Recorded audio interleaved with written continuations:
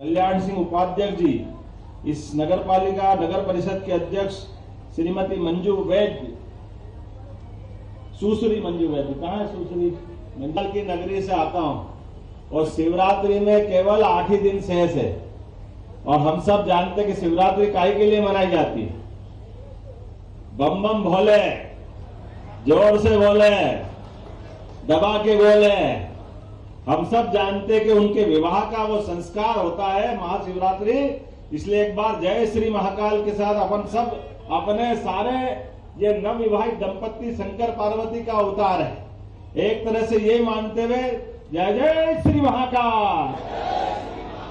परमात्मा की कृपा है, कई जन्मों के पुण्य के बाद दान में दान, सबसे बड़ा दान कन्यादान, और कन्यादान में हमारे लिए और आनंद की चीज है, परमात्मा की दया से हमारे सामने हमारे बीच जो सक्षम है, समृद्ध है, अमीर है, वो तो पता नहीं कहां कैसे कैसे प्रकार से शादी कर लेते हैं, लेकिन थोड़े से हमारे भाई बहन है, थोड़ा हाथ बढ़ाने की देर है और ऐसे में वो सफलता के साथ हमारे साथ खड़े हो जाए तो एक साथ आप बताओ 900 जोड़े तो कोई के काका जी भी इकट्ठे नहीं कर सकते, कोई कितने धनवान हो।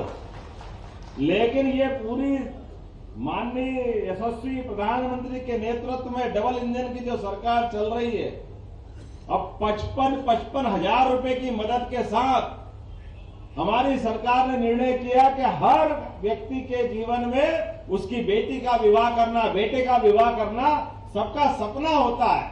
और ऐसे में कोई कठिनाई आए तो वो रोग आके क्यों शादी करे?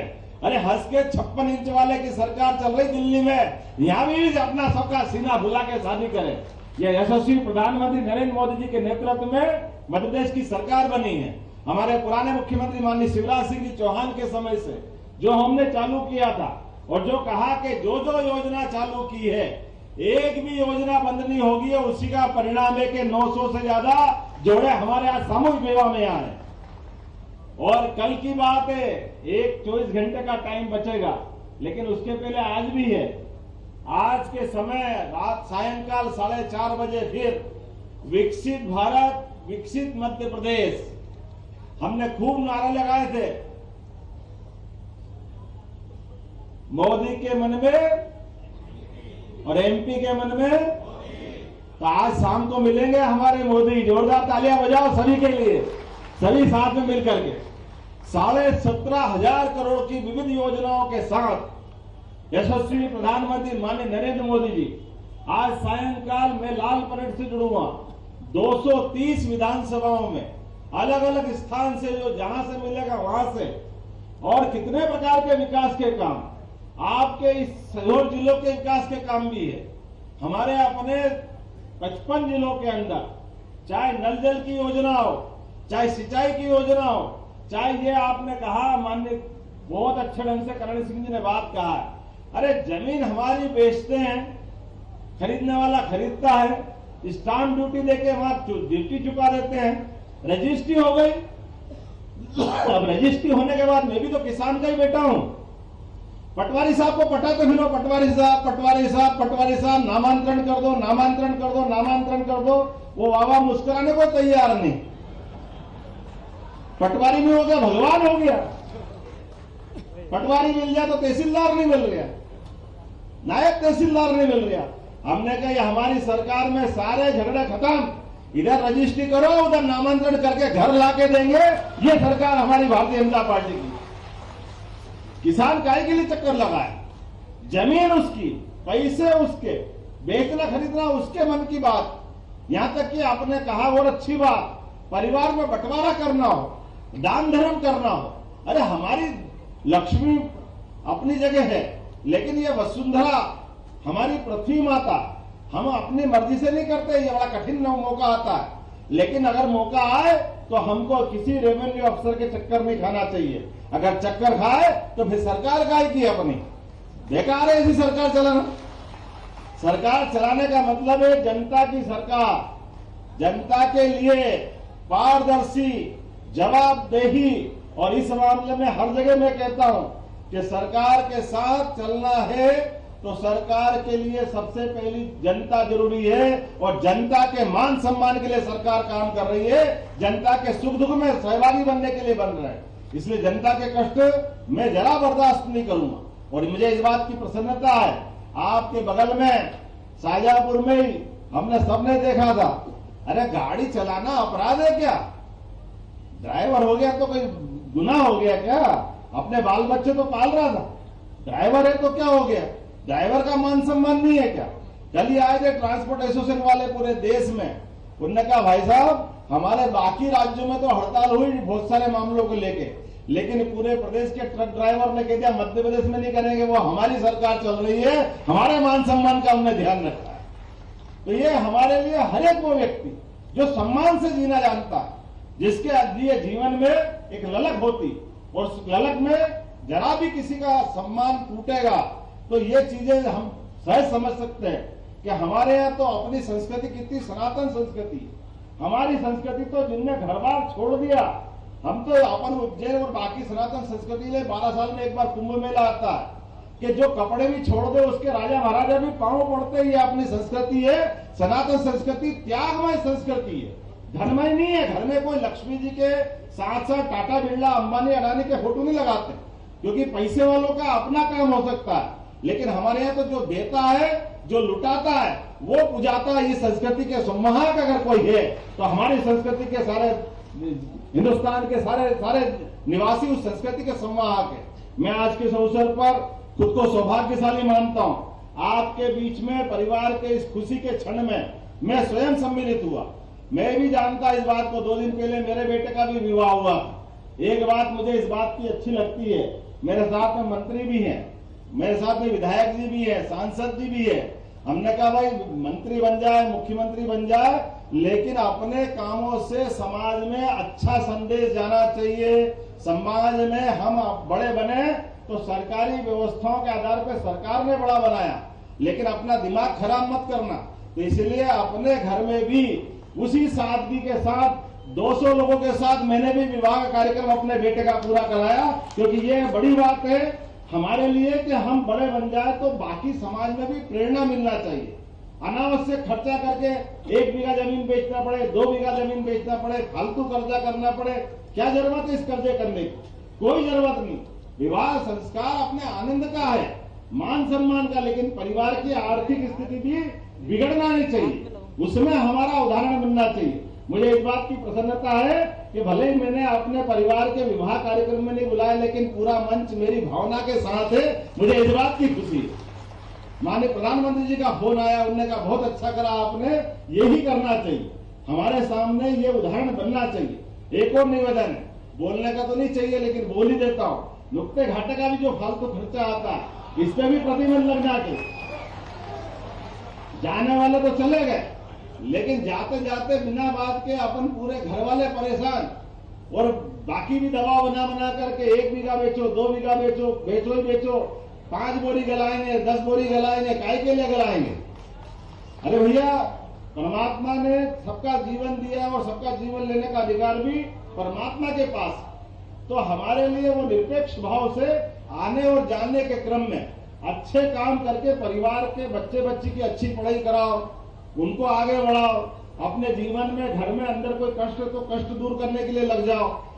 थोथा दिखावा करना, झूठा दिखावा करना, झूठी शान लेके चलना, मैं तो उसको अच्छा नहीं मानता। और हमारे यहाँ ये परंपरा भी पहले नहीं थी। आप सबसे हाथ जोड़ के निवेदन है, आज के इस अवसर में आपका वंदन करना चाहता हूँ।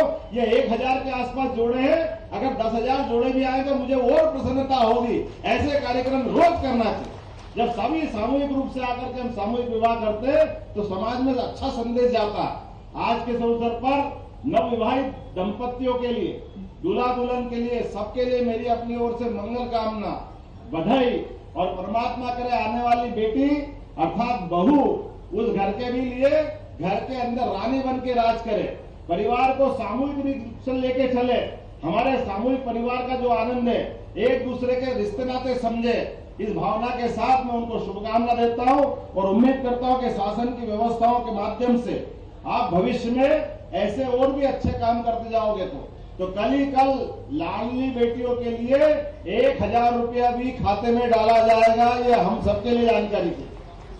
और बीते कल हमारे लिए प्रधानमंत्री यशस्वी नरेंद्र मोदी जी ने किसानों के लिए पहली बार ऐसा हुआ कि हमारे अपने खाते में पैसे दिल्ली से आने लगे। पहले तो दिल्ली ले जाती थी, लेकिन यशस्वी प्रधानमंत्री ने ये जो उल्टा एक तरह से सिस्टम चालू किया कि किसान है तो क्या हो गया, किसान का भी सम्मान है। तो बहुत जल्दी आपको कल तो पैसे डले माननीय मोदी जी के द्वारा, और बहुत जल्दी मध्य प्रदेश की सरकार के पैसे भी आपके ही खाते में आएंगे। दुनिया की कोई ताकत आपको रोक नहीं सकती। अपने भाई बहनों के हाथ में पैसा आए तो किसी का क्यों पेट दुखता है। मेरे मालूम है बहुत सारे मेरे ऐसे मित्र हैं विरोधी दल के, वो यही चिल्लाते रहते हैं सरकार के पास पैसे नहीं है, सरकार के पास पैसे नहीं है, कहां से लाएंगे, क्या करेंगे। हमने कहा तुम चिल्लाते रहो, हम सरकार को सरकार बनाते जाएंगे और हमारे जय जय श्री राम करते जाएंगे। बोलो प्रेम से जय जय श्री राम।